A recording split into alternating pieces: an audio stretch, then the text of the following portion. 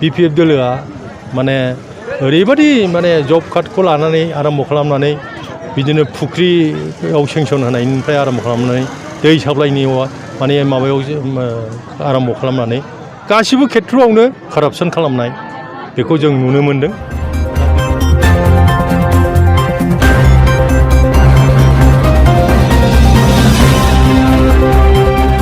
जयन्तीखौ लोब्बा लानानै दिनै अबस्थान धर्मघट खालामनायनि खारनानो जादों MGNREGA महात्मा गान्धी नामै जादों, पार्लामेन्टआव पास जादों 2005 सनाव। बेनिफ्रायनो MGNREGA जिथु स्किम, बे स्किमा जोंनाव प्रबर्तन जादों आरोखि।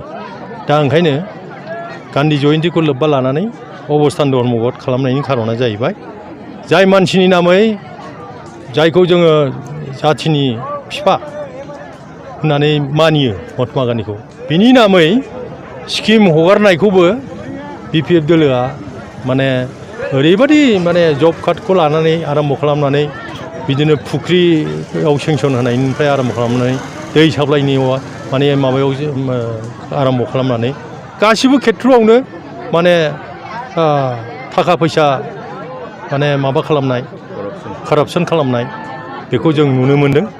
दा दिनै बे बाथ्राफोरखौ रायजोफोरनि सिगाङाव एक्सप'ज खालामनानै आरो बिनि उचित तदन्त माने हायोबा CBIनि तदन्त होनानै बेफोरखौ जाहाथे माने बे कारापसनफोरखौ जाहाथे जों बन्द खालामनो हायो, जाहाथे जों प्रपार माने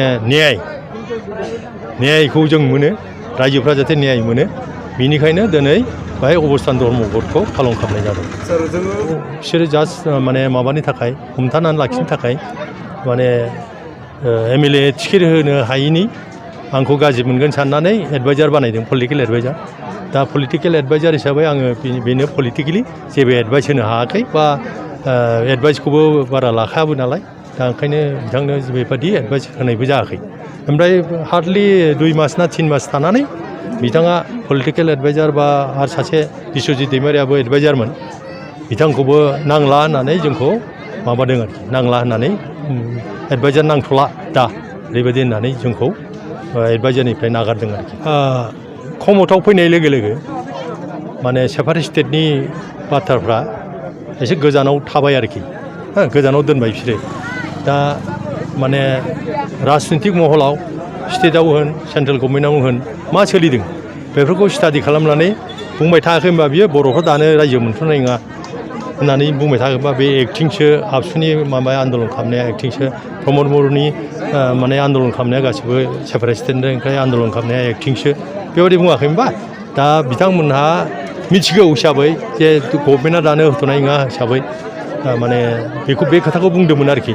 दा खिन्थु जोंहाथ' प्रेसारा होथ'आलागि दा होथ' जोंहा प्रेसारा थाबाय थानांगौ आरोखि, माने पलिटिकेलि हक ससियेलि हक सरकारनि उपराव मोनसे प्रेसारा सबसमाय थानांगौ, जों जे आलादा हादोर नांगौ होननानै। बुंनि राजनितियाव खुनु जिनिसानो पारमानेन्ट नङा, स्थायि नङा। जिखुनु मुहुर्तआवनो जिखुनु चेन्ज जानो हायो, परिबर्तन जानो हायो। दा ओंखायनो बिसोरबो सानदों जे आं मिथिनायावथ' BJPजों सिङाव बिराद गाज्रिसै, दा ओंखारबोसिगौ, खिन्थु बै थांनाय बाराव ओंखारनानै मिनिस्टार जोबाखै होनबा कंग्रेसनिफ्राय ओंखारबोबा बेखौ मोनसे एक्सपिरियेन्स जाबाय बेहा, गतिके जोबथानायसिम थाहैनो हागौ आरोखि माने मिनिस्टारफ्रा जाहाथे ओंखारबोनो हागौ, बे खोथाखौ सिन्था खालामदों आरो मिनिस्टारफ्रा हयथ' रिएक्सन जानो हागौ बेबादि धरननि साननानै। खिन्थु रिलेसनशिपआ थानाय नंला बेखौ गावबो मिथिखाबाय, माने BJPनि एक्टिभिटिसआ जे देखायबाय गावनो जे एखेलगे थानाय समावनो माने इलेक्सननि नामै आन्दलन खालामफिननांबाय बे दिनै हाग्रामा महिलारिया। मानो खालामनांखो बेखौ बुजिखाबाय आरो खोथाखौ। दा ओंखायनो होनदों जे नाथिं इज पारमानेन्ट इन पलिटिक्स।